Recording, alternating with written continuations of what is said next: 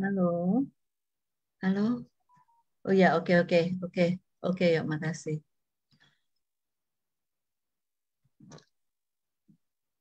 Ibu Weing sudah bisa mulai. Dokter Senia sudah ada belum ya, dokter?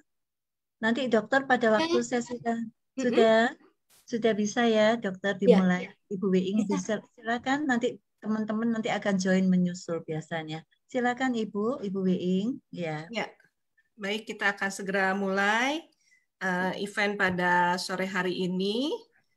Ya, selamat sore, salam sejahtera buat Bapak Ibu sekalian yang sudah hadir mengikuti acara kesayangan kita, semua sahabat dokter tentunya ya. Tidak terasa kita sudah hampir melewati 7 bulan dari tahun ini dan karena itu puji syukur kita panjatkan kepada Tuhan yang Maha Kuasa karena kita masih bisa berjumpa satu dengan yang lainnya ya. Harapan kami semoga Bapak dan Ibu selalu dalam keadaan sehat dan juga selalu dalam perlindungan Tuhan. Juga teriring doa buat saudara-saudara kita yang saat ini dalam keadaan lemah tubuh, kiranya Tuhan bisa sembuhkan, pulihkan, dan sempurnakan kesehatannya, sehingga bisa beraktivitas kembali seperti sedia kala. Juga kita pasti mendoakan untuk negara kita tercinta, Indonesia ini, supaya wabah COVID-19 ini bisa cepat berlalu dari negara kita dan keadaan bisa normal kembali ya seperti sedia kala. Ya, kami ucapkan selamat datang, selamat bergabung kepada Bapak Ibu dan yang baru pertama kali bergabung mungkin. Kiranya program ini bisa bermanfaat bagi kita semua ya. Adapun rundown acara ini, pembukaan acara oleh host, salam pembuka, lalu nanti ada perkenalan singkat sebelum presentasi dari Dr. Zenia Angelina. Ya, lalu dilanjutkan presentasi selama 20 menit dan sesi tanya jawab selama kurang lebih 30 menit. Nanti peserta yang akan mengajukan pertanyaan dipersilakan untuk mengangkat tangan dan setelah kami persilakan dapat bertanya langsung kepada narasumber. Ya, SOS Global Ministries mengucapkan selamat sore. Terima kasih banyak kepada Dr. Zenia Angelina yang telah meluangkan waktunya di sore hari ini untuk memberikan sharing informasi dengan topik pencegahan COVID pada anak. Ya. Selamat sore juga salam kasih pada partisipan yang ada di ruangan Zoom ini maupun mengikuti dari FB Live. Juga tidak lupa seluruh pendengar radio setia acara Sahabat Dokter ini di seluruh Indonesia. Halo Ibu Ika, selamat sore. Juga tim Radio Foster yang selalu mensupport Sahabat Dokter. Selamat sore pada Bapak Jasin, Ibu Yaya, tim IT yang juga selalu membantu untuk kelancaran acara ini. Kini tanpa menunggu waktu lagi, segera akan kita persilahkan yang terhormat Dr. Zenia Angelina untuk memberikan presentasinya. Waktu dan layar kami persilahkan, Dok. Terima kasih. Selamat sore. Terima kasih ya untuk kesempatannya. Saya tidak berpanjang kata, langsung saya slide screen aja sekarang ya.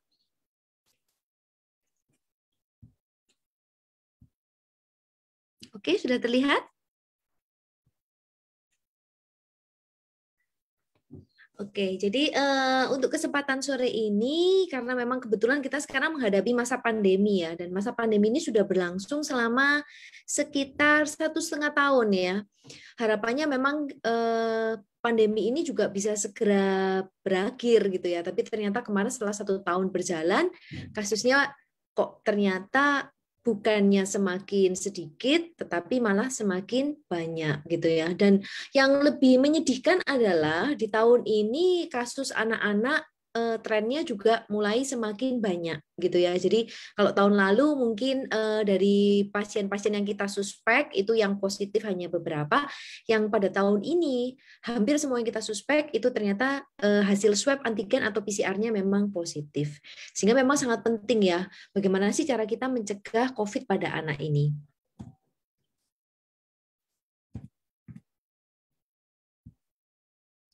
Ya, ini kurikulum vitae saya ya. Oke.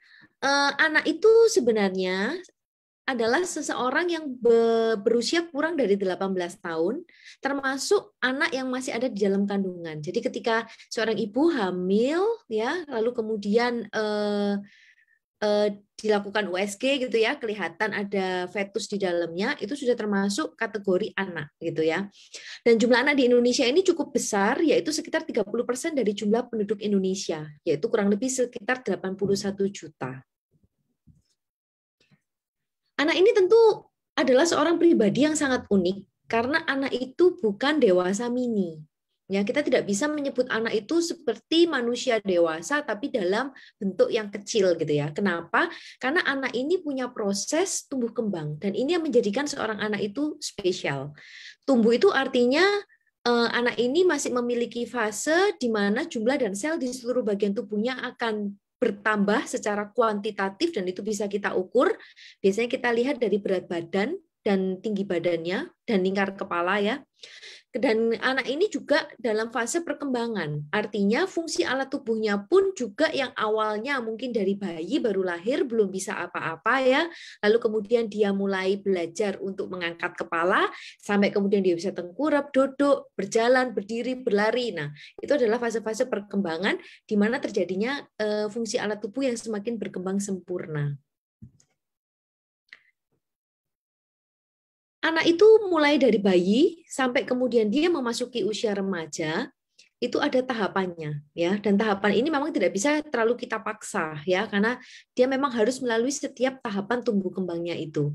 Kalau kita di bagian ilmu kesehatan anak, memang kita membagi tahapan tumbuh kembang anak itu ada fase perinatal ya, fase bayi, toddler, prasekolah, usia sekolah, sampai usia remaja. Karena memang berdasarkan undang-undang, usia remaja, usia anak itu memang dibatasi sampai usia 18 tahun. Di samping anak yang unik karena memiliki fasenya sendiri ya, fase tumbuh kembangnya, anak itu tentu juga memiliki kebutuhan. Kebutuhan utamanya tentu adalah berupa rasa cinta ya. Dia merasa hangat ya karena dia disayangi oleh keluarganya. Lalu kemudian anak itu juga membutuhkan stimulasi supaya dia bisa berkembang dengan seoptimal mungkin. Stimulasi ini juga terkait dengan lingkungan yang sehat ya, interaksi yang baik dengan pengasuh, dengan orang tua ya. Lalu kita bisa berikan pujian dan dorongan, penghargaan dan pengertian. Lalu kita berikan dia kebebasan untuk mengeksplorasi. Jadi kalau untuk menstimulasi seorang anak, sebenarnya dia butuhkan adalah kebebasan untuk mengeksplorasi ya, tidak terlalu diatur, dikekang, diberikan peraturan yang terlalu ketat gitu ya. Lalu kemudian kalau kita memberikan aturan tentu harus aturan yang wajar dan fleksibel, terutama ini nanti terkait pada anak-anak yang sudah memasuki usia sekolah dan usia remaja karena kemampuan berpikir logis mereka sudah bisa dibentuk.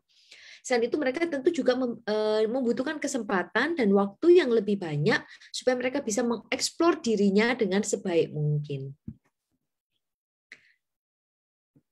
Seorang manusia ya, dari dewasa maupun anak-anak itu memang kita sebut memiliki terdiri dari 3 faktor, yaitu faktor biologi, faktor psikologi, dan faktor sosial. Faktor biologi ini terkait dengan faktor fisik gitu ya, perkembangan fisik ya, segala sesuatu yang ada di dalam tubuhnya gitu ya. Sedangkan psikologi itu lebih ke arah fase perkembangan dia dan bagaimana nanti membentuk perkembangan moral, kepribadian, kepercayaan diri serta konsep dan harga diri. Sedangkan faktor sosial itu terkait nanti bagaimana anak itu bisa berhubungan dengan orang lain ya, baik itu di sekolah dengan teman sebaya, teman sepermainan, atau melalui media televisi ya, media sosial kalau zaman sekarang, dan tentu saja sangat terpengaruh dari kondisi pernikahan yang bahagia, keluarga yang harmonis, serta faktor stresor yang harus bisa anak itu kuasai. Sekarang ini memang kita menghadapi pandemi COVID-19 ya. Nah, COVID-19 ini secara gambar bentuknya seperti ini ya. Dia adalah sebuah virus ya. Ini saya berikan contoh animasinya ya. Ini animasi yang sangat bagus ya, yang menunjukkan bahwa virus ini betul ada ya. Jadi kalau ada orang yang bilang betul nggak sih virus COVID ini ada gitu? Ya, virus ini ada. Dan ini adalah bentuk animasi yang dibuat oleh para peneliti.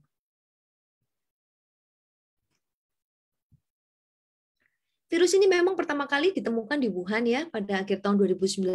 Awalnya disebut sebagai novel corona, lalu kemudian berkembang menjadi SARS coronavirus 2. Virus ini bisa mengenai siapa saja, tidak memandang usia, status sosial ekonomi, ya. Jadi semua orang bisa kena, semua usia bisa terkena. Utamanya dia memang menyerang di saluran nafas, dan memang virus ini karena masih baru, dia memang belum pernah diidentifikasi sebelumnya pada manusia. Pada anak, bila terkena tentu punya dampak jangka pendek maupun jangka panjang. Jangka pendeknya berupa anak itu bisa mengalami sakit ya, ketika dia sakit, otomatis dia tidak bisa berfungsi dengan baik ya. Belum lagi kalau misalnya ketika kondisi sakit akut bisa terjadi komplikasi, komplikasinya pun juga bisa mengancam nyawa ya. Kalaupun kemudian dia survive, misalnya dia sembuh, ada juga dampak jangka panjang yang perlu kita waspadai. Sehingga memang sangat penting ya bagaimana kita sebagai orang dewasa, orang tua, melindungi anak-anak kita dari virus COVID ini. Bagaimana caranya? Nomor satu, memang sebaiknya anak itu di rumah saja. Jangan mengajak anak pergi kecuali memang betul-betul darurat. Ya. Dan kondisi darurat ini juga sebaiknya memang harus betul-betul darurat ya, bukan darurat menurut orang tuanya, tetapi memang kondisi yang betul-betul darurat gitu ya. Kenapa? Karena 1 dari 8 kasus COVID itu ternyata mengenai anak-anak.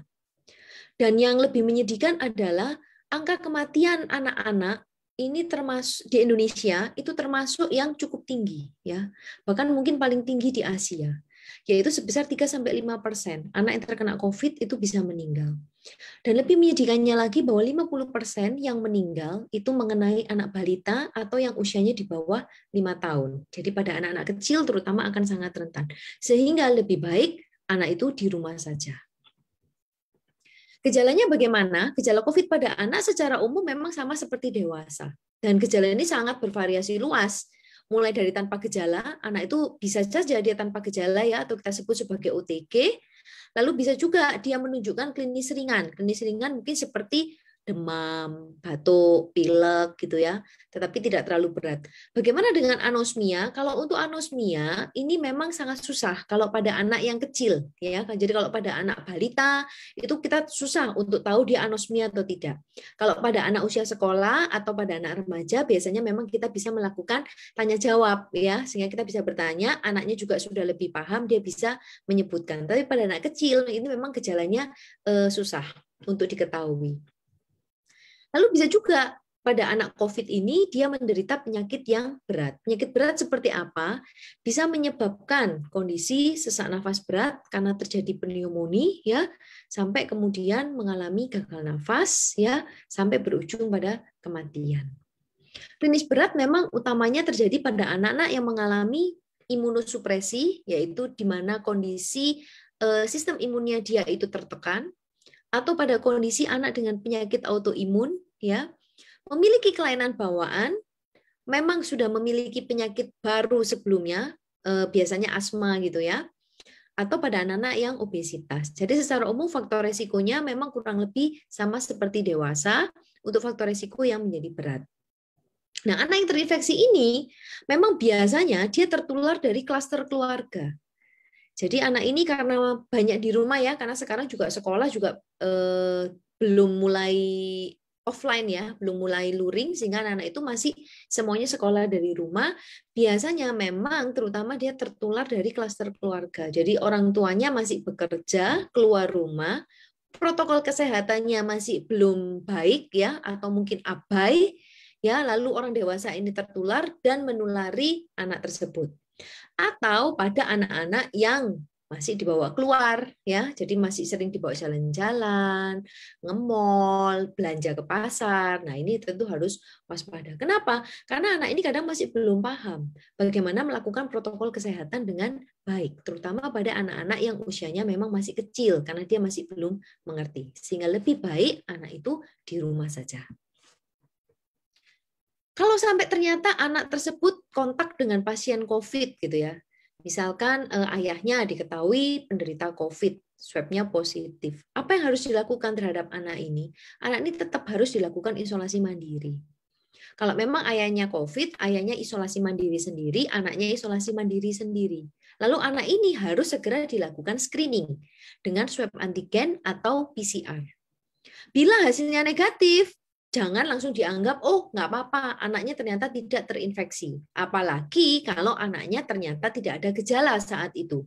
Sehingga disarankan tetap melakukan isolasi mandiri dan kalau bisa ya swab ulang 5 hari lagi. Tetapi kalau misalnya orang tuanya keberatan, anaknya di swab ulang, ya sebaiknya tetap melanjutkan isolasi mandiri setidak-tidaknya selama 10 hari. Bila dalam kurun waktu isolasi mandiri, anak menunjukkan gejala, ya gejalanya karena tadi variasinya memang sangat luas ya, jadi gejala apapun selama anaknya isolasi mandiri, sebaiknya dilakukan swab ulang. Nah, waktu pemeriksaan yang tepat ini memang sangat penting supaya kita bisa mendapatkan hasil yang lebih akurat ya, karena ada yang disebut sebagai masa inkubasi, yaitu masa dari virus itu masuk sampai menimbulkan gejala. Dan berdasarkan dari berbagai literatur penelitian, masa inkubasi ini kurang lebih antara 4-5 hari sampai 14 hari. Itu sebabnya isolasi mandiri kenapa disarankan minimal selama 10 hari ya, karena ini terkait dengan masa inkubasinya. Nah, itu pada anak yang diketahui kontak. Lalu bagaimana kalau ternyata kemudian anak tersebut betul positif COVID gitu ya. Kalau dia klinisnya ringan ya, bisa dilakukan perawatan sendiri di rumah, maka boleh dilakukan isolasi mandiri. Yang penting di rumah tersebut harus memiliki fasilitas ya, fasilitasnya harus baik, yaitu kamar sendiri, kamar mandi sendiri ya, sehingga tidak bercampur dengan anggota keluarga yang lain. Yang merawat siapa? Yang merawat boleh dengan orang tua yang mungkin sama-sama penderita COVID, atau misalnya pengasuh yang walaupun dia negatif, tetapi karena anak ini kadang yang masih kecil kan masih butuh pengasuhan ya, sehingga tidak bisa dilepas begitu saja. Tetapi pengasuh ini harus melakukan protokol kesehatan dengan betul-betul disiplin dan ketat supaya jangan sampai tertular oleh si anak ini. Lalu kemudian anak tersebut dilakukan pemantauan mandiri ya, nanti biasanya kita berikan buku panduannya ya, apa sih yang harus dipantau selama anak ini di rumah saja gitu ya. Dan bila klinisnya dia memberat, maka anak ini harus segera dibawa ke fasilitas kesehatan atau ke rumah sakit untuk dilakukan perawatan lebih lanjut. Nah, ini adalah panduan isolasi mandiri untuk anak dan keluarga ya.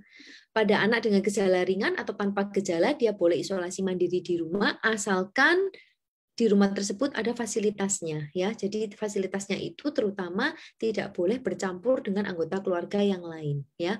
Lalu kemudian harus ada yang bisa merawat ya. Kalau ada yang orang tuanya memang positif boleh merawat, atau kalau orang tuanya negatif dia boleh merawat asal dia melakukan protokol kesehatan dengan disiplin dan ketat ya. Sebaiknya kalau pada pengasuh yang negatif gitu ya, sebaiknya ada jarak ya antara tempat tidur itu sekitar 2 meter gitu ya. Lalu ventilasi di dalam ruangan itu juga harus dijaga supaya ventilasinya itu baik. Usahakan harus tetap memakai masker ya. Sebenarnya bukan usahakan ya, wajib tetap memakai masker sebenarnya ya.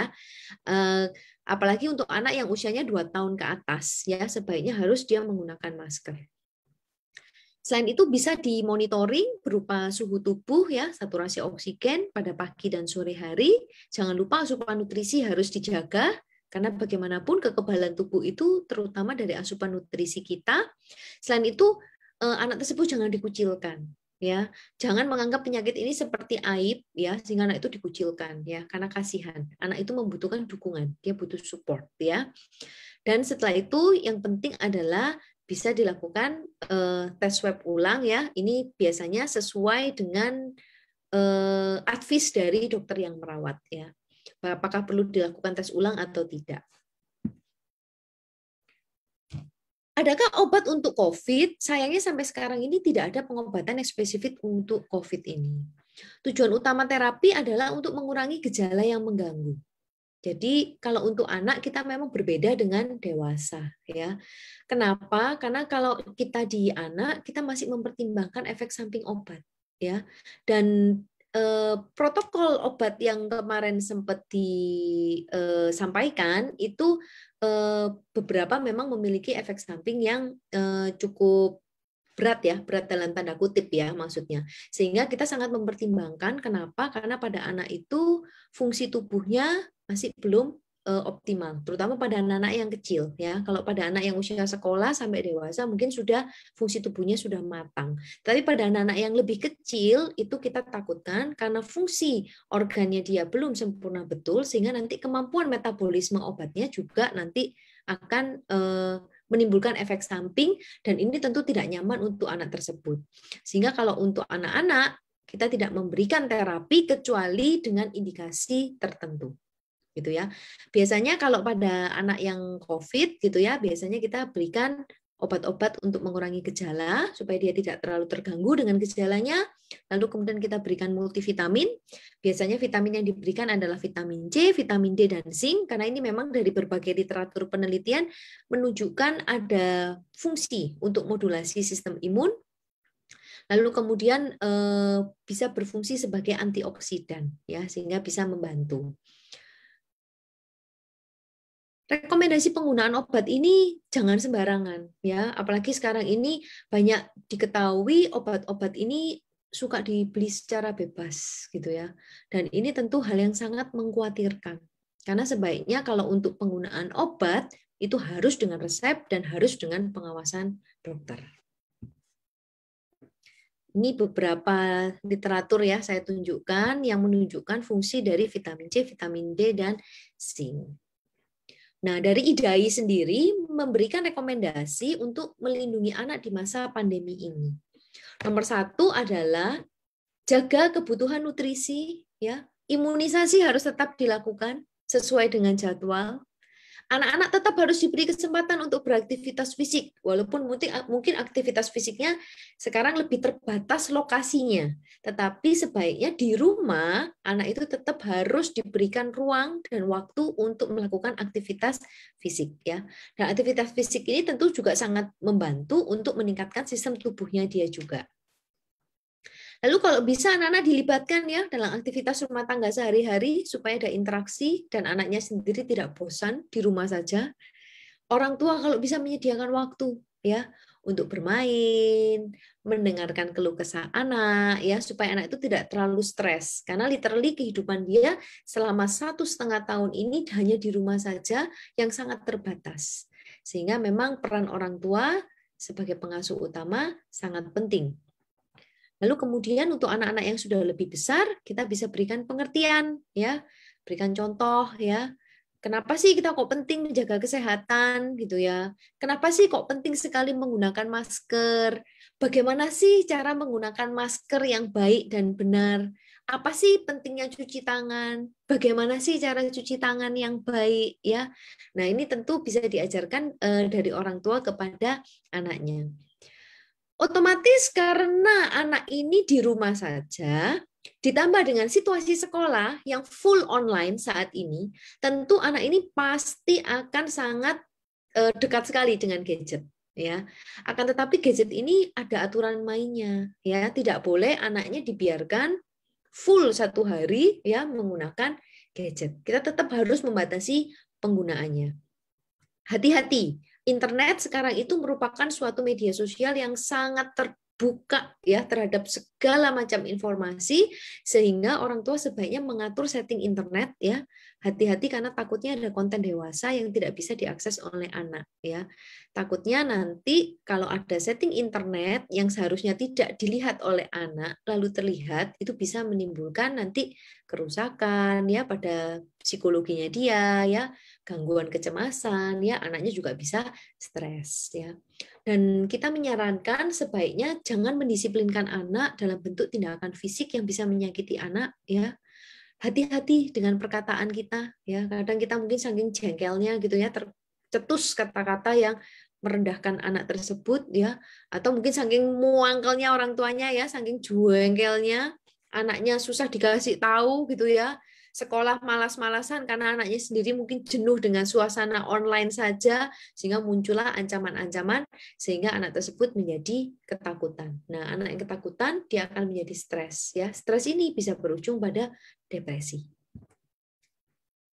Nah, gimana cara kita menghindari dampak buruk ini? Satu, terapkan pola hidup yang sehat. Walaupun anak tersebut di rumah saja, dia tetap harus memiliki siklus bangun tidur yang teratur.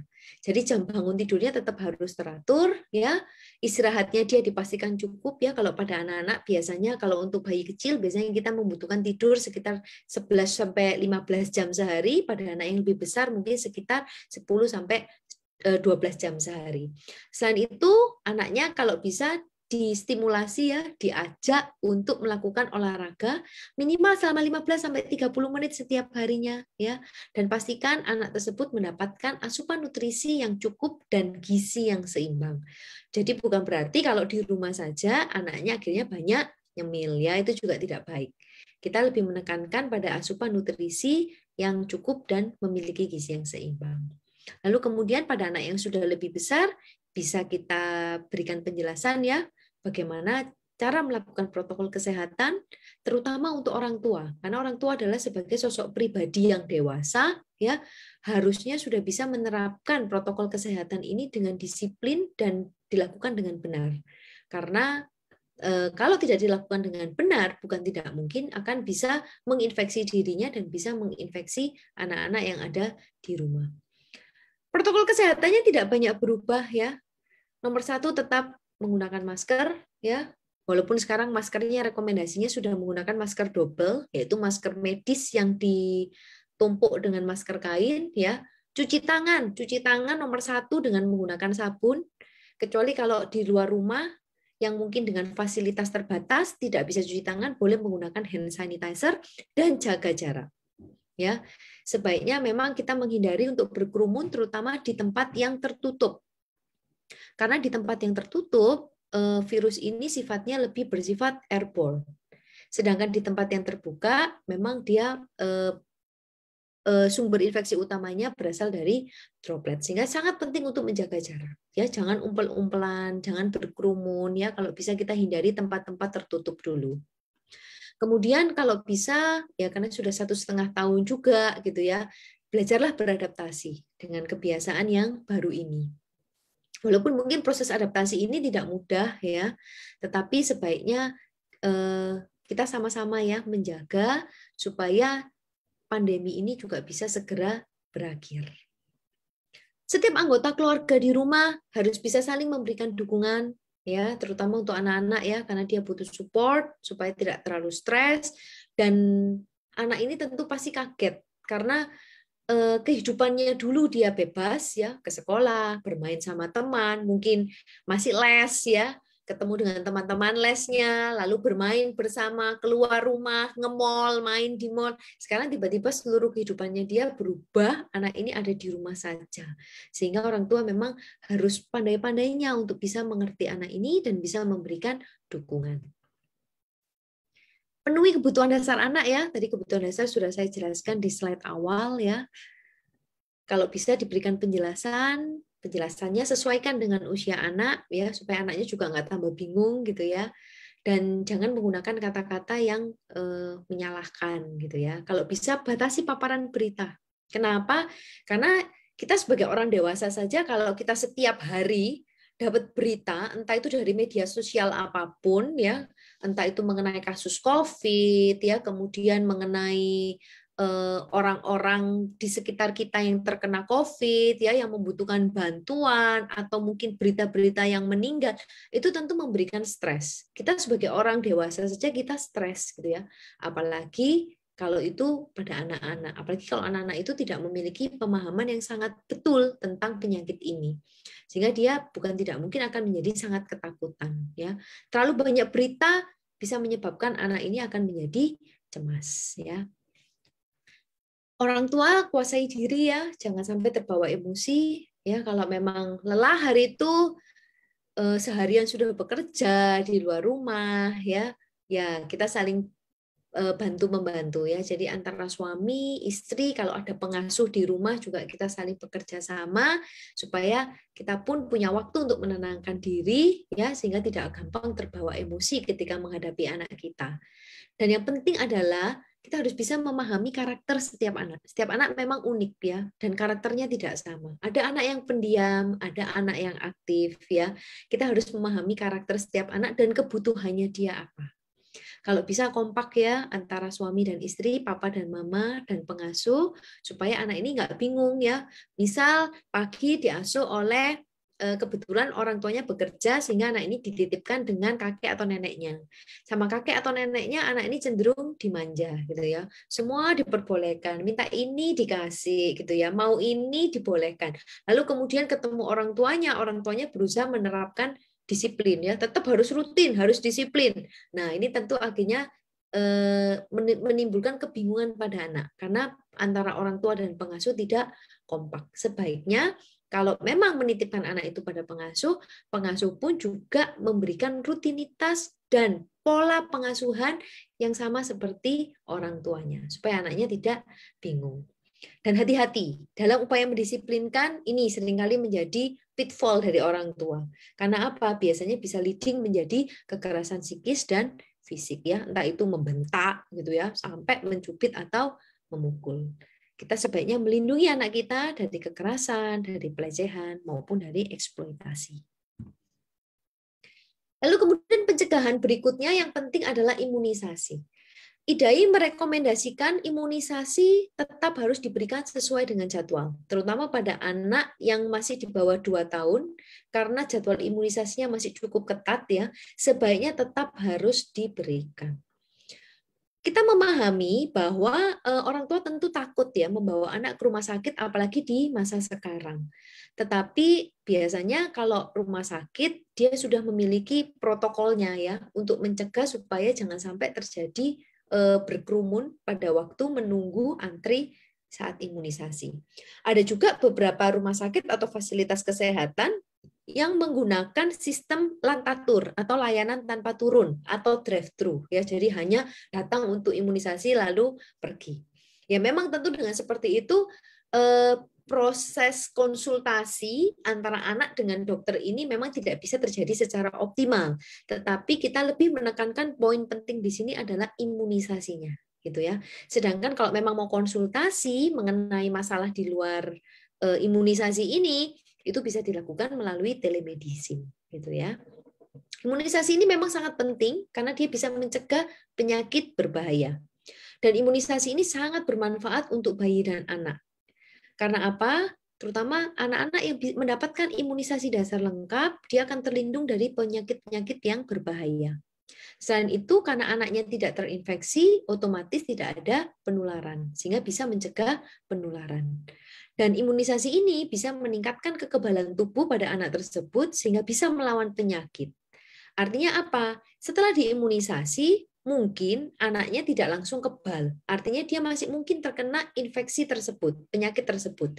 Tetapi dengan memiliki kekebalan, sistem kekebalan yang dibentuk dari imunisasi, maka kondisi klinis dari anak ini tidak sampai menjadi berat. Bahkan mungkin klinisnya hanya ringan saja. Nah, ini adalah contoh imunisasi ya. Kalau untuk anak umur 7 sampai 18 tahun biasanya campak ya, ada ulangan campak, ulangan untuk difteri. Pada anak yang sudah lebih besar kelas 5-6 SD sudah bisa mulai diberikan imunisasi HPV ya, Human Papilloma Virus.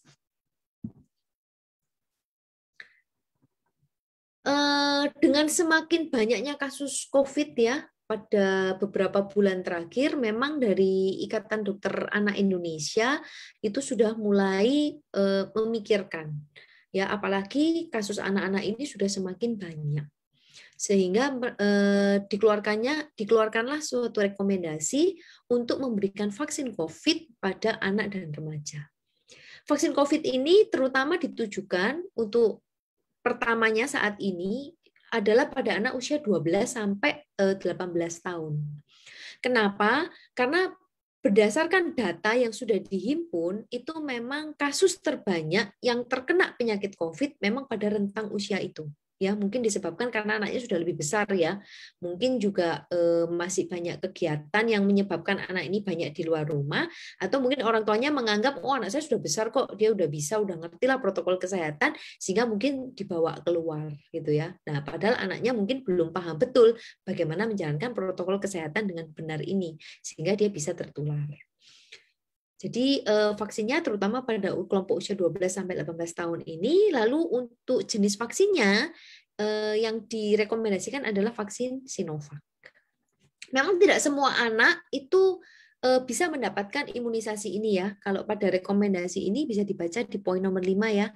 Memang ada beberapa kontraindikasi biasanya terkait pada anak-anak dengan defisiensi imun ya, adanya suatu penyakit kelainan bawaan ya, pada anak yang menderita kanker dan masih menjalani kemoterapi atau radioterapi ya, atau pada anak-anak yang memiliki penyakit dan masih dalam pengobatan menggunakan obat-obatan yang sifatnya bisa menekan sistem imunnya dia ya. Pada anak yang mengalami demam sebaiknya tidak dilakukan imunisasi dulu ya, atau baru saja sembuh dari COVID kurang dari 3 bulan. Kemudian untuk anak-anak yang misalnya baru mendapat imunisasi kurang dari 1 bulan, sebaiknya ditunda dulu. Ya, kalau untuk hamil ini sekarang sudah direkomendasikan ya, gitu. Cuman kalau untuk anak memang kita tidak memberikan dulu karena ini terkait, karena ini anak ya, ini berbeda dengan dewasa ya. Kontraindikasi ini berbeda dengan kontraindikasi dewasa karena kalau untuk dokter anak kita fokusnya pada anak di bawah 18 tahun. Ini biasanya pada anak-anak yang mungkin mengalami sexual abuse gitu ya, lalu berujung pada kehamilan. Lalu kemudian selebihnya sama ya seperti dewasa ya, hipertensi yang tidak terkendali, punya penyakit gula darah, diabetes mellitus yang tidak terkendali ya, atau memiliki penyakit kronik dan kelainan kongenital yang tidak bisa dikendalikan. Berapa kali anak akan mendapat suntikan untuk imunisasi COVID? Karena yang disarankan adalah imunisasinya menggunakan Sinovac, maka kita menggunakan panduan vaksin Sinovac, yaitu 2 kali dengan jeda 28 sampai 30 hari. Efek samping vaksin COVID dari Sinovac ini memang secara umum biasanya berupa nyeri, bengkak pada lokasi suntikan ya, badan terasa lelah ya, ada beberapa yang mengeluhkan mengantuk setelah dilakukan penyuntikan, demam, sakit kepala, mual dan muntah. Akan tetapi efek samping ini kita anggap sebagai efek samping yang tidak terlalu berat dibandingkan dengan manfaatnya untuk melindungi terhadap penyakit COVID. Karena anak ini masih memiliki jadwal imunisasi, ya, anak itu kan jadwal imunisasinya masih ada, gitu ya. Lalu bagaimana kalau misalnya anak itu tersebut baru dilakukan imunisasi? Nah, kita biasanya meminta jeda setidak-tidaknya 1 bulan, ya. Kalau mau lakukan imunisasi lain juga jaraknya adalah 1 bulan dari imunisasi COVID. Jadi sebelum dilakukan imunisasi COVID, imunisasi lainnya itu 1 bulan sebelumnya, atau bila saat ini dia mendapatkan imunisasi COVID, untuk imunisasi lain berikutnya juga kita berikan jarak sekitar 1 bulan. Kalau anak tersebut sudah pernah menderita COVID, perlu nggak diimunisasi? Tetap perlu, ya. Dan anak ini bisa mendapatkan imunisasi COVID 3 bulan setelah anak tersebut dinyatakan sembuh. Kenapa? Karena kita berupaya untuk menjaga supaya jumlah kekebalan tubuhnya dia tetap optimal untuk melawan penyakit ini. Nah, sekarang trennya ya, kalau di dunia anak-anak itu imunisasi tambahannya adalah influenza dan PCV atau pneumokokal vaksin. Memang sangat disarankan untuk diberikan. Dan seringkali orang tua itu keliru gitu ya, menganggap bahwa oh kalau dia divaksin influenza atau pneumokokal, anak tersebut akhirnya jadi kebal sama COVID, ya. Tidak seperti itu. Karena apa? Karena vaksin itu sifatnya spesifik. Jadi kalau vaksin influenza hanya untuk virus influenza, kalau vaksin PCV ya hanya untuk pneumokokal. Tidak bisa kita saling tumpang tindih ya.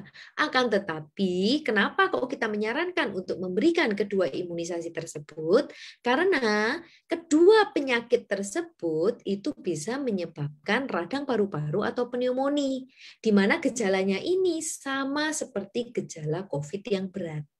Harapannya, bila anak tersebut sudah diimunisasi influenza dan PCV, setidak-tidaknya dia terlindung dari penyebab-penyebab lain yang menyebabkan radang paru-paru. Ya, apalagi sekarang kasus COVID-nya banyak, bor rumah sakitnya itu semakin penuh gitu ya, susah sekali ya kadang untuk mau ngamar itu kadang masih antri-antri gitu ya, saking penuhnya rumah sakit. Sebaiknya memang anak tersebut kondisi kekebalan tubuhnya sangat optimal untuk melawan penyakit lain yang juga berbahaya. Nah, kalau misalnya tadi ya sudah saya jelaskan juga ya, kalau musim pandemi takut ke rumah sakit, boleh nggak ditunda? Ya, kalau kemarin dalam fase PPKM ya, karena angka COVID-nya memang sangat tinggi, sehingga rekomendasi IDAI memang tunda dulu deh, setidak-tidaknya selama PPKM ini. Akan tetapi, kita tentu tidak bisa menunda imunisasi ini berlama-lama. Kenapa? Karena imunisasi ini ya tetap harus diberikan. Ya, kalau semakin kita tunda, otomatis kita menunda untuk mencegah anak tersebut terkena penyakit yang lain. Sehingga ini tentu juga berbahaya untuk anak tersebut. Otomatis kalau bisa imunisasi tetap harus diberikan, tetap sesuai dengan jadwal, dan kalau bisa mungkin nanti bekerja sama dari rumah sakit ya, sehingga ada fasilitas kesehatan seperti layanan tanpa turun atau drive-thru ya, atau bagaimana rumah sakit tersebut menjaga supaya tidak terjadi berkerumun pada waktu mengantri imunisasi. Nah, ini yang lama ya. Protokol kesehatan yang lama itu dulu adalah 3M ya. 3M itu mencuci tangan, memakai masker dan menjaga jarak ya. Lalu selain itu jangan menyentuh wajah ya, karena kadang nggak sadar ya suka megang-megang muka gitu ya. Dan kalau merasa akan batuk atau bersin, jangan lupa menerapkan etika batuk dan bersin yang betul ya. Misalnya dengan menutupi hidung kita dengan lengan bagian atas gitu ya, atau kalau punya sapu tangan atau tisu itu juga boleh ya, lalu kemudian dibuang. Sekarang sudah bertambah jadi 5M ya, bahkan sekarang sudah ke 6M gitu ya, tetapi intinya sama ya. Intinya adalah 5M, 3M, 5M, 6M ini semuanya adalah salah satu cara kita yang memang paling efektif untuk mencegah supaya kasus COVID ini tidak semakin bertambah banyak. Pakai masker, ya, masker yang disarankan sekarang adalah double masking, ya, masker medis ditumpuk dengan masker kain. Jaga jarak, jangan berkerumun, ya, menghindari kerumunan. Cuci tangan dengan menggunakan air dan sabun yang mengalir. Lah, kalau tidak bisa menggunakan sabun, boleh menggunakan hand sanitizer, ya. Lalu kalau bisa mengurangi mobilitas, ya sebaiknya di rumah saja. Karena bagaimanapun di rumah adalah tempat yang paling aman dan nyaman, ya. Dan kalau memang harus keluar rumah, jangan lupa terapkan 5M dengan disiplin dan dengan sebaik mungkin. Demikian yang bisa saya sampaikan. Terima kasih untuk kesempatannya. Baik, ya. Terima kasih banyak Dr. Xenia untuk penjabaran dan sharing informasinya. Sangat bermanfaat pastinya buat kita ya. Tidak cuma membahas dari virus COVID-nya, tetapi juga kita harus memperhatikan kesehatan jasmani daripada anak-anak kita, juga kesehatan jiwa ya. Tadi banyak disinggung. Terima kasih banyak. Juga tentang imunisasi nih, pasti yang banyak ditanyakan juga oleh para mom and dad ya. Ini juga sempat dibahas. Terima kasih. Ya, untuk acara selanjutnya kita akan buka sesi tanya jawab. Waktu yang tersedia itu kurang lebih 30 menit ya. Mohon bagi partisipan yang ingin mengajukan pertanyaan bisa dengan cara mengangkat tangan dengan tertib dan bergantian ya. Nanti setelah saya persilahkan, boleh buka mute-nya lalu menyampaikan pertanyaannya langsung kepada narasumber ya. Nah, mohon maaf, mohon pertanyaannya berhubungan dengan topik sore hari ini, dan setiap partisipan boleh bertanya maksimum dulu ya, 1 pertanyaan saja. Oke, boleh siapa yang mau mengajukan pertanyaan boleh raise hand.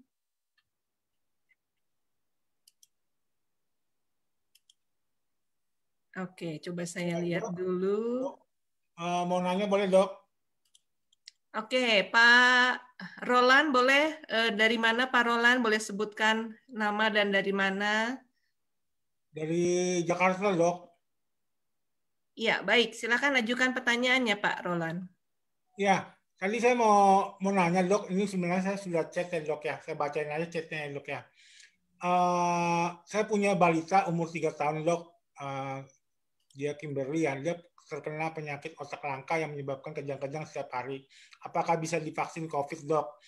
Kemudian apakah ada pengaruh vaksin dengan otak, ada nggak? Kalau dengan otak tuh ada nggak pengaruhnya misalnya? Dan apakah bisa bertentangan dengan obat kejang nggak ya kalau kita vaksin COVID? Sekian, Dok. Sama pengentalan darahnya, Dok. Ada nggak pengaruhnya, Dok? Ini saya langsung jawab. Boleh, silakan dokter. Oke, ya terima kasih untuk pertanyaannya ya Pak Roland. Untuk pada anak yang memiliki ini untuk penyakit kelainan di otaknya itu termasuk penyakit yang kelainan bawaan atau sebagai komplikasi dari penyakit yang lain? Dia sejak hari kedua lahir memang ada penyakit otaknya, sel otak kanannya belum bertumbuh gitu loh, Dok. Oh, oke. Ya, saya paham. Kalau untuk pada anak-anak dengan kelainan bawaan ya, itu berarti kan kelainan bawaan ya, karena dia mungkin dari di dalam kandungan dia sudah ada kelainan pembentukan otak ya, yang kemudian mungkin baru diketahui pada waktu lahir gitu ya. Nah, ini memang merupakan salah satu kontraindikasi ya untuk dilakukan imunisasi. Akan tetapi kontraindikasi ini sifatnya tidak mutlak, Pak. Artinya apa? Bila anak ini mungkin karena biasanya komplikasinya kalau dia ada kelainan bawaan di otak itu kan suka kejang ya. Akan tetapi dia sudah mendapatkan pengobatan untuk kejangnya dan kejangnya ini sudah bisa terkontrol, mungkin anak ini masih boleh dilakukan imunisasi. Nah, sebaiknya Bapak harus berkonsultasi dengan dokter yang biasa merawat, gitu ya. Oke. Terus vaksin ini ada pengaruhnya ke otak nggak, Dok? Nggak ada ya. Pengaruh ke otak itu maksudnya bagaimana?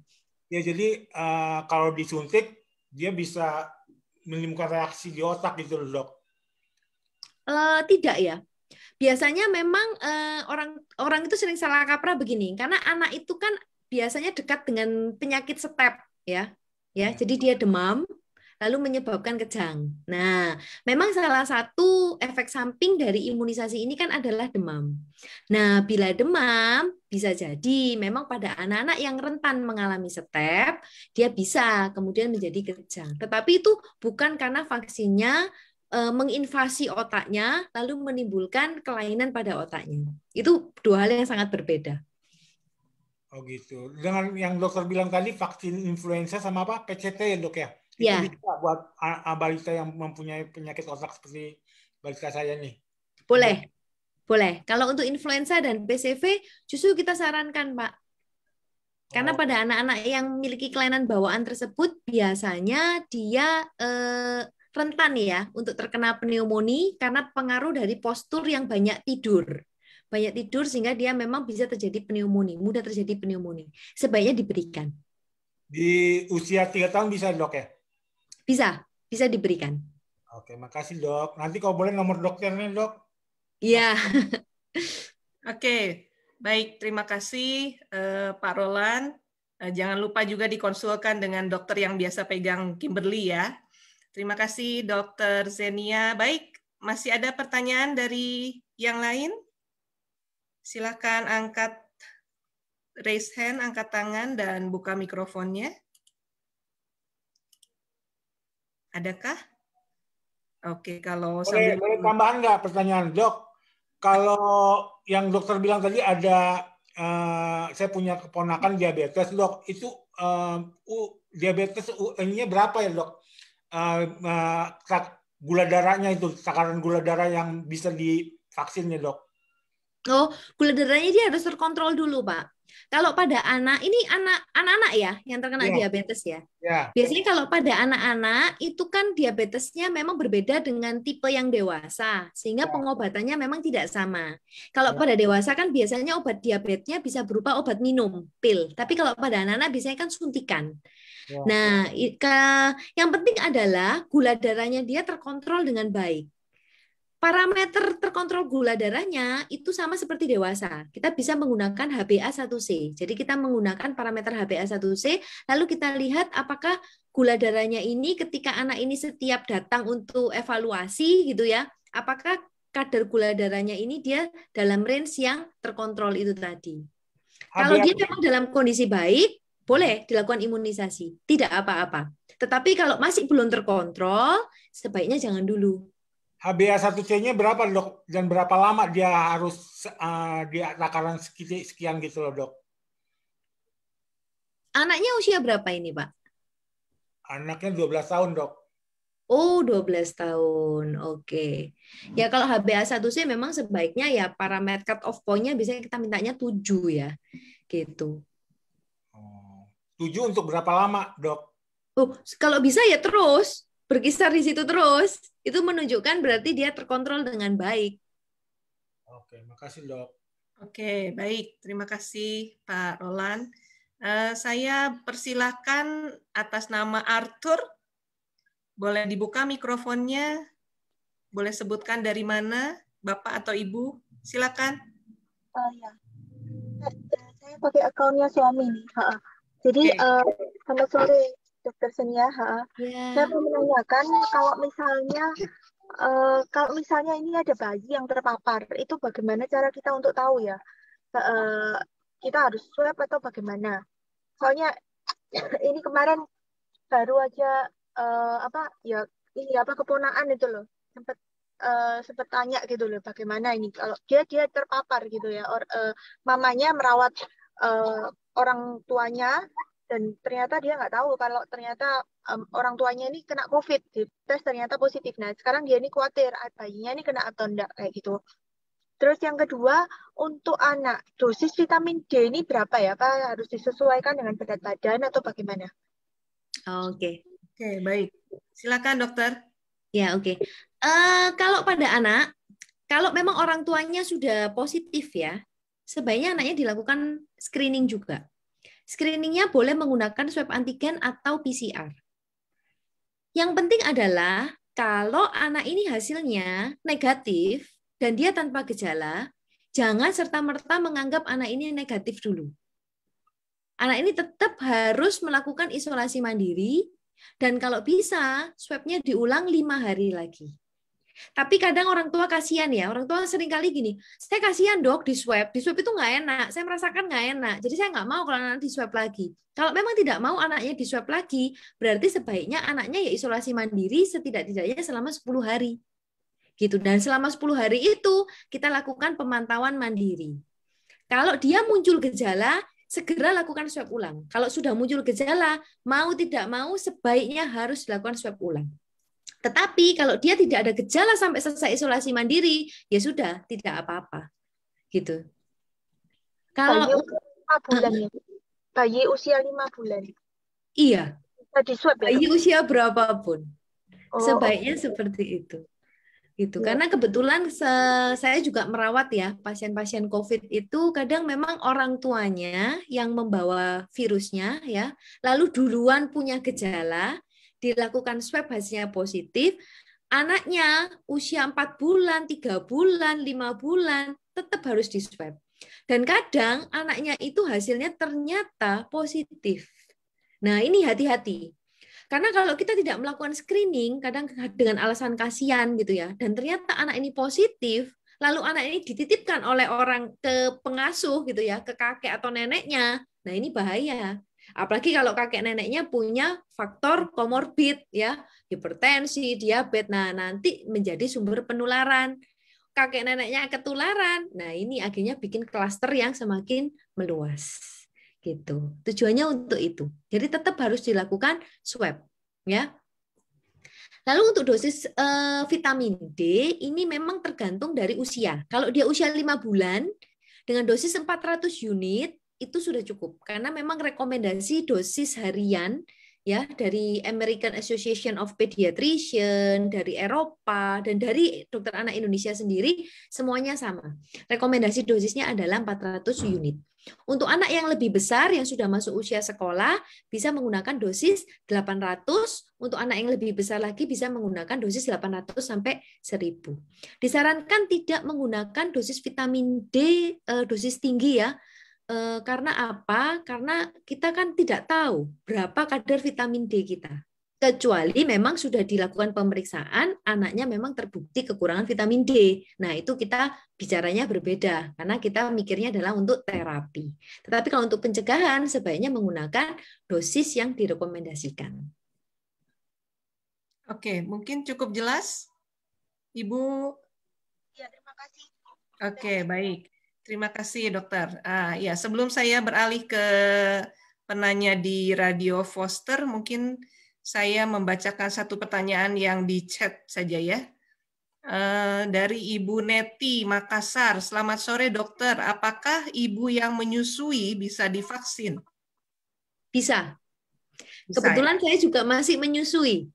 Dan Oh, saya barusan menyelesaikan imunisasi saya. Karena waktu bulan Januari ketika tenaga kesehatan itu diberikan waktu untuk vaksin, saya sedang hamil waktu itu. Sehingga mau nggak mau saya harus mundur. Sekarang saya menyusui dan saya barusan menyelesaikan 2 dosis saya. oke, baik. Terima kasih jawabannya. Itu jawabannya ya, Bu Neti dari Makassar. Terima kasih untuk pertanyaannya. Saya boleh persilahkan Ibu Ika dari radio, pendengar radio ada pertanyaan, silakan. Oke, siap. Terima kasih Bu Wiing waktunya. Selamat sore, Dokter. Sore. Ya, ini ada beberapa pertanyaan dari pendengar Foster. Ini salah satunya saya bacakan untuk 3 pertanyaan dulu ya, nanti biar bergantian. Ini satu diantaranya, apakah aman memberi ASI pada bayi apabila ibunya terinfeksi COVID? Dokter mau jawab dulu atau saya baca semuanya? Boleh, saya bahas satu-satu aja ya, biar lebih enak gitu ya. Boleh. Pada ibu yang terinfeksi COVID, dia boleh memberikan ASI kepada bayinya. Malah bayinya itu akan memiliki keuntungan ya. Karena apa? Karena ada transfer antibodi. Jadi ketika ibunya terinfeksi COVID, otomatis tubuhnya itu pasti akan membentuk suatu antibodi dan antibodinya ini bisa ditransfer melalui ASI. Nah, untuk cara pemberiannya ini memang tergantung dari situasi dan kondisi. Ya, kalau memang ibunya ini merasa tidak yakin dia bisa melakukan protokol kesehatan dengan baik, sebaiknya menggunakan ASI perah. Jadi ASInya dikeluarkan lalu diberikan dengan media yang lain ke bayinya.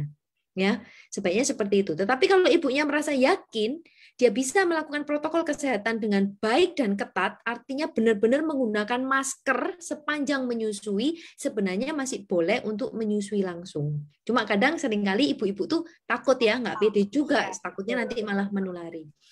Kontraindikasi pemberian ASI itu bila ibunya mendapatkan obat-obatan yang kategorinya itu termasuk kategori obat keras, dan obat tersebut itu bisa masuk ke dalam ASI. Jadi memang harus case by case ya, karena kasus dari ibu menyusui yang terinfeksi, ada yang diberikan obat tersebut, ada yang tidak.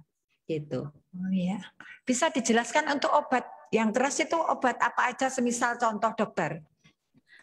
Biasanya obat-obatan yang masuk ke kategori C ya, kategori-kategori yang sudah seperti itu sebaiknya jangan. Gitu. Apalagi biasanya sih ini yang mengencerkan darah. Iya. Saya nggak nyebut merek ya, gitu. Ya, biasanya obat yang mengencerkan darah itu karena dia bisa masuk ke dalam ASI dan itu termasuk kategori obat C. Begitu.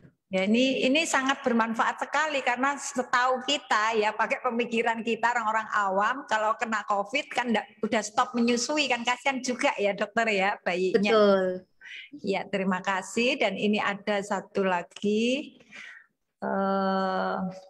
Apakah gejala infeksi virus corona pada bayi sama dengan orang dewasa?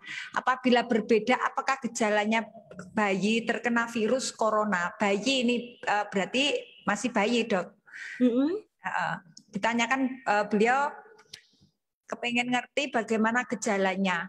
Ada spesifikasi enggak? Apakah sama dengan orang dewasa? Oh iya, kalau untuk gejala COVID sayangnya memang sama ya seperti dewasa. Variasi klinisnya sangat luas, mulai dari tanpa gejala, klinis ringan sampai berat. Cuman memang kalau untuk anak-anak itu memang sebagian besar klinisnya dia adalah tanpa gejala atau klinis ringan. Yang menjadi klinis berat itu biasanya adalah pada bayi-bayi kecil. Misalnya yang masih umurnya di bawah 3 bulan. Ya, itu sangat rentan untuk menjadi klinis berat. Klinis berat itu bisa berupa pneumonia, gagal nafas ya, sampai ya bisa meninggal. Begitu. Iya, dokter, saya kok malah kepikiran gini, dulu awal-awal COVID ada itu kan yang sering terkena, yang dampak yang besar itu kan lansia ya dok. Ternyata sekarang ada anak juga ya, apalagi balita. Nah ini sudah mikirnya sudah beda lagi sekarang gitu loh. Jadi memang balita itu justru malah rentan ya dokter ya? Iya, rentan. Dia sangat rentan terkena. Cuman memang dari data sih memang klinisnya sebagian besar memang masih tanpa gejala atau ringan ya.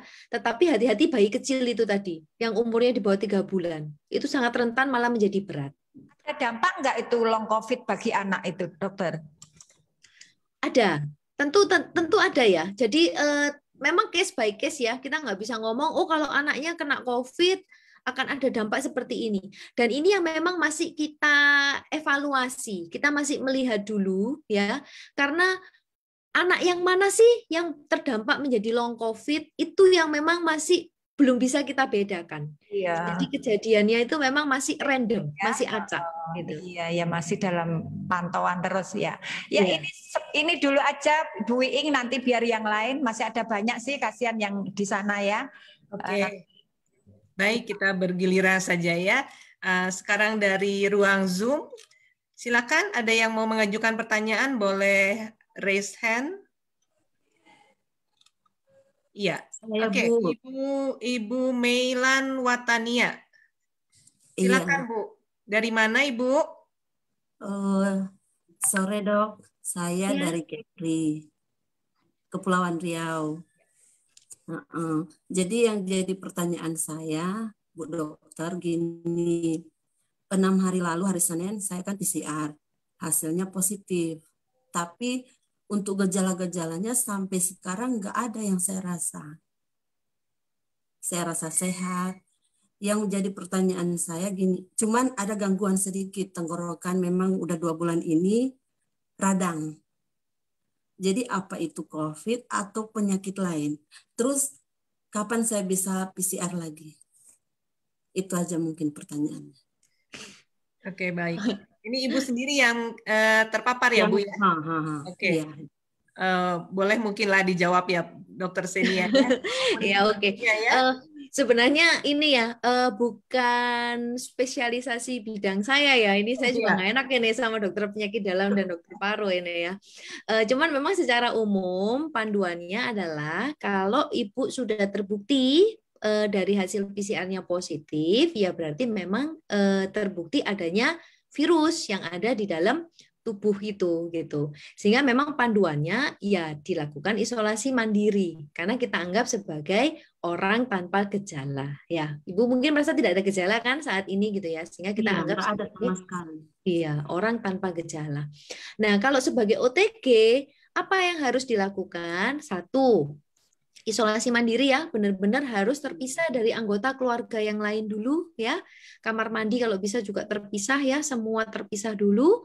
Lalu kemudian mengisolasi dirinya selama minimal 10 hari ya, atau setidak-tidaknya sampai 3 hari kalau dia ada gejala. Ditambah 3 hari sampai dia bebas gejala. Panduannya secara umum seperti itu.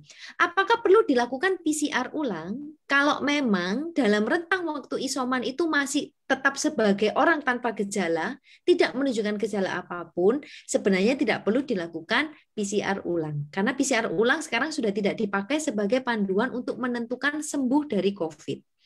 Gitu. Cuman saya sarankan sih sebaiknya ibu tetap harus konsultasi ya, bisa via telemedicine ke dokter penyakit dalam ya untuk mengevaluasi kondisinya ibu sekarang. Oke. Ini Bu, ada tambahan Bu. Oke. Jadi kan masalahnya saya mau melakukan perjalanan, makanya kemarin saya PCR, rupanya positif. Jadi kan saya harus melanjutkan perjalanan, tetap harus PCR. Jadi itu gimana? Maksudnya setelah rentang isolasi mandiri? Iya. Iya, ya kalau memang untuk syarat perjalanan, ya tentunya tetap harus dilakukan ya, gitu. Itu sebabnya makanya Ibu tetap harus konsultasi. Artinya apa? Mungkin kalau misalnya setelah isolasi mandiri, PCR-nya ternyata mau melakukan perjalanan ya, lalu PCR-nya itu positif. Nah, mungkin dokternya bisa memberikan surat rekomendasi. Nah, itu sebabnya Ibu harus konsultasi. Jadi dokternya betul-betul tahu kondisi sakitnya ibunya. Begitu. Iya. Oh gitu Oke. ya. Iya, mungkin cukup ya Bu Melan ya. Oke, terima Terima kasih. kasih. Baik, saya persilakan lagi kepada penanya yang lain, boleh angkat tangannya. Oke, ya saya lihat ada Ibu Farida. Ibu Farida, selamat sore, silakan Bu. Selamat sore Bu Weing dan selamat sore Dokter Senia. Ya, sore. Yang mau saya tanyakan, apabila anak sudah diberi vaksinasi Sinovac dosis 1 dan 2, kira-kira kekebalan tubuhnya tahan berapa lama ya Dok ya? Oke. Untuk mengantisipasi siapa tahu nanti akan ada sekolah tatap muka gitu ya. Iya. Apakah itu aman nantinya gitu? Terima kasih Dok. Iya. Ini memang pertanyaan yang sering menjadi ini ya, yang sering diajukan ya. Karena gini, jadi prinsip dari imunisasi itu adalah membentuk kekebalan tubuh. Kekebalan tubuh yang kita harapkan adalah sel memorinya. Sehingga ketika sel imun kita dipaparkan dengan virus tersebut, dia membentuk ingatan atau memori, sehingga kalau terserang virus itu dia sudah lebih siap untuk keluar. Memang kalau kita menggunakan, jadi kekebalan tubuh itu secara umum ada dua macam. Ya, kita sebutnya kekebalan humoral dan seluler. Kekebalan humoral ini yang kita bisa lihat dari imunoglobulin ya. Kalau dulu kita menggunakan rapid antibody, nah itu adalah melihat dari kekebalan humoralnya. Nah, kalau kekebalan humoral ini memang secara penelitian itu diprediksi bertahan selama kurang lebih 6 bulan. Artinya apa? Kalau ada orang terkena infeksi COVID, dia dicekkan kekebalan humoralnya, mungkin saat itu akan terlihat tinggi. Nah, dalam waktu 6 bulan setelahnya, itu pelan-pelan dia akan mulai menurun. Akan tetapi, untuk prinsip imunisasi, kita tidak hanya mengandalkan kekebalan humoral saja. Kita juga mengandalkan kekebalan seluler. Dan kekebalan seluler ini yang tidak bisa kita lihat dan tidak bisa kita periksa. Gitu. Jadi jangan hanya mengandalkan pada rapid antibody saja, gitu ya. Dan itu memang tidak disarankan. Itu sebabnya kenapa sih kok habis vaksinasi tidak disarankan untuk cek rapid antibody ini, gitu. Karena apa? Karena kekebalan seluler yang terbentuk dari imunisasi itu tidak bisa kita periksa dan tidak bisa kita prediksi. Harapannya memang kalau ya jangan sampai ya, kalau sampai setelah imunisasi lalu terinfeksi, setidak-tidaknya gambaran klinisnya dia akan ringan. Jangan sampai terjadi berat gitu. Harapannya kan seenggaknya kalau dia sakit, dia masih bisa di rumah saja. Nah, itu kan lebih aman gitu. Ya, mungkin cukup Ibu Farida. Ya, terima kasih. Terima kasih, Dok. Ya, sama-sama. Baik, terima kasih. Sebelum saya kembali ke Radio Foster, satu kesempatan lagi dari ruangan Zoom. Boleh?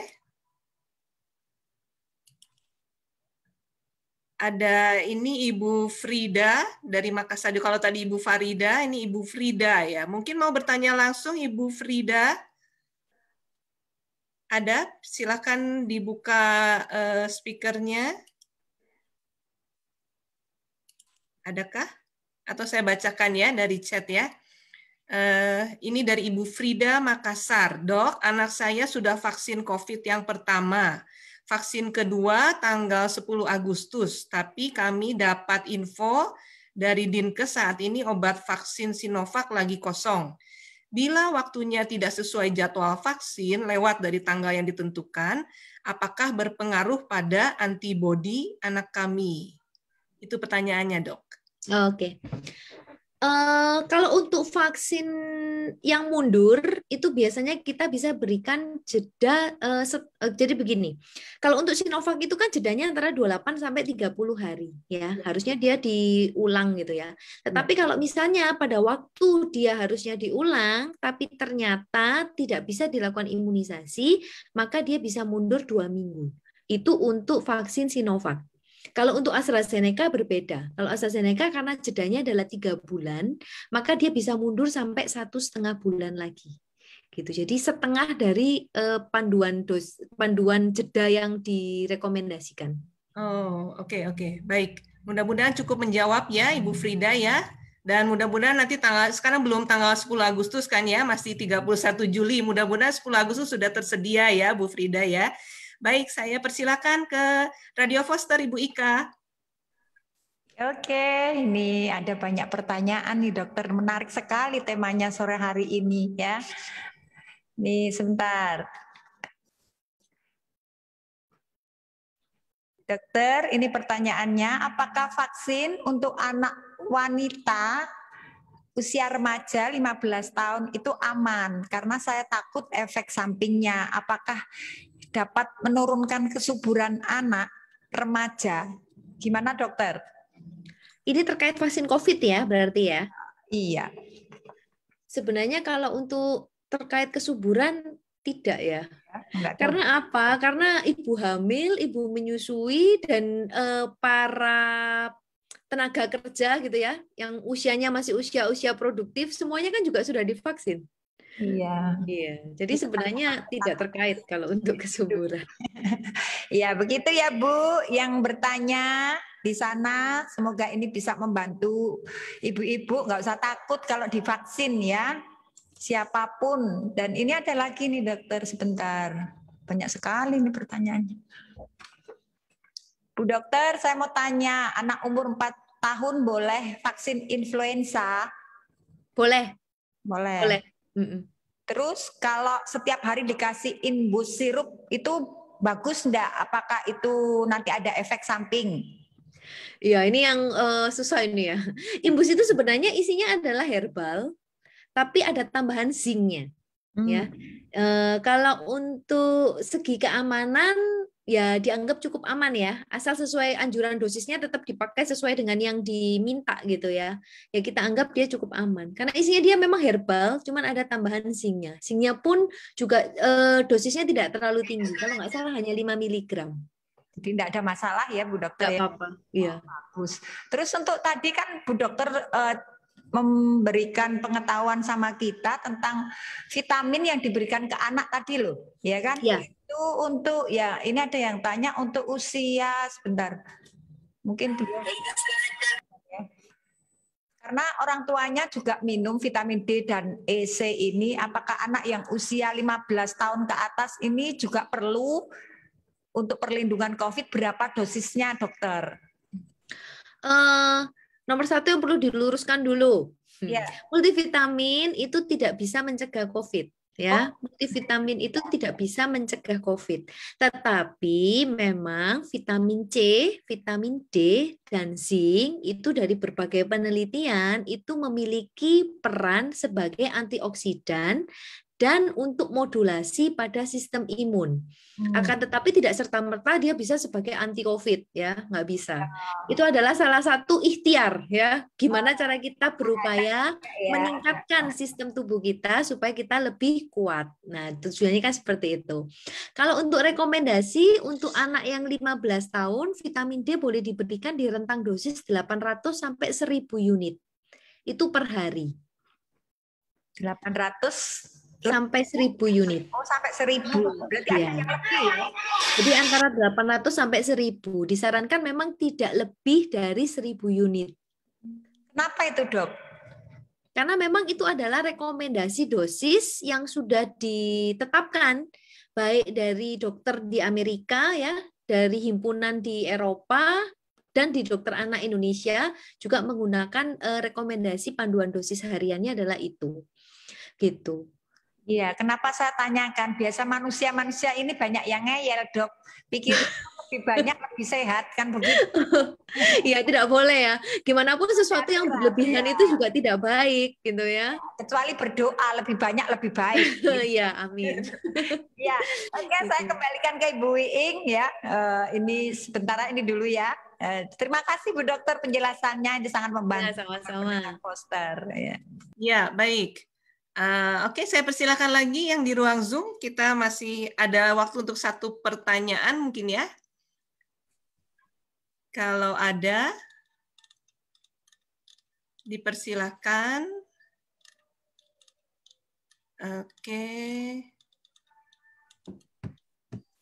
Oke, rupanya mungkin tidak ada. Sudah cukup jelas ya penjelasan dari Dr. Xenia. Kalau begitu mungkin kita akan tutup sesi tanya jawab kali ini. Presentasi juga sesi tanya jawab kita sudah lewati ya. Tanpa terasa kita sudah hampir sampai di penghujung acara. Nah, sebelum itu kita mau minta dengan hormat Dr. Xenia Angelina untuk memberikan closing statement, take home message buat kita ya Dok semua. Silakan Dok. Ya, take home message-nya adalah vaksin penyakit COVID ini ada. Ya, penyakit COVID ini bukan sesuatu yang dibuat-buat ya. Nomor satu untuk mencegah adalah disiplin terhadap protokol kesehatan.